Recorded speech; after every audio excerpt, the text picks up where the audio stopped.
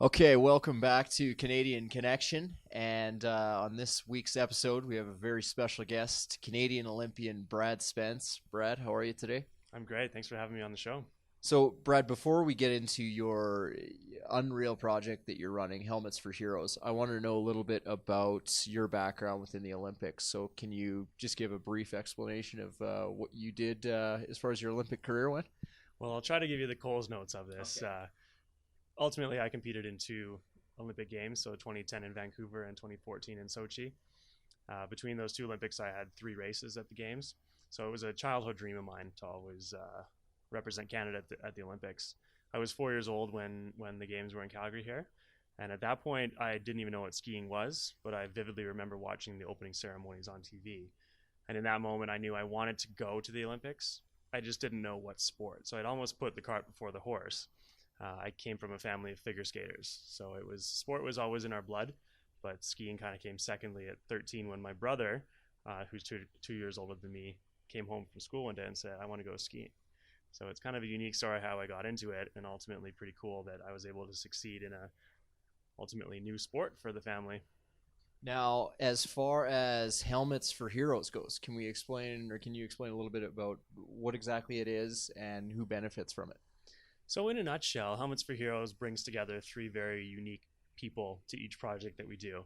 So that is an athlete, that is a child battling adversity of some sort, and then thirdly, it's an artist to kind of help put pen to paper and create our inspirational designs on the helmets.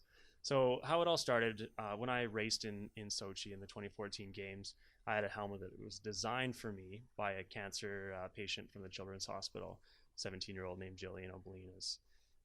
My connection to her and the story that unfolded was something that really inspired what Helmets for Heroes is and ultimately what Creative Impact Health Foundation has become.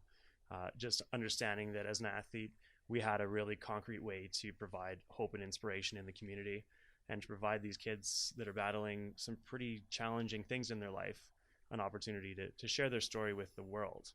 We use our helmets that we're doing specifically with the Helmets for Heroes projects as a blank canvas. And we're using that helmet to help a kid tell a story and inspire people around the globe.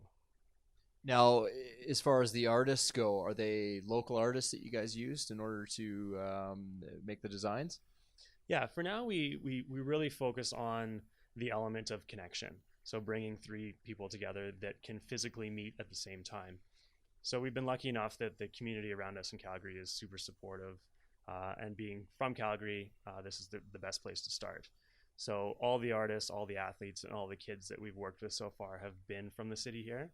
But as we expand, there's going to be unique challenges, and that's going to be if there's an athlete in Toronto that wants to do a project, then we're going to make it our focus to find a child from the Toronto area and an artist that can all get together that share that commonality and ultimately can create that strong bond that we aim to create. Now, if the viewers of this show want to check you guys out online, where are you guys hanging out? So best place to reach us right now is Helmets for Heroes, for being spelled out, FOR.com. And there you can learn a little bit more about the projects that we're doing, the inspiration behind the designs, and kind of peel back some of the layers on the stories behind the helmets as well. That's awesome. Well, thank you so much for doing this, and I wish you nothing but luck in the future with this project.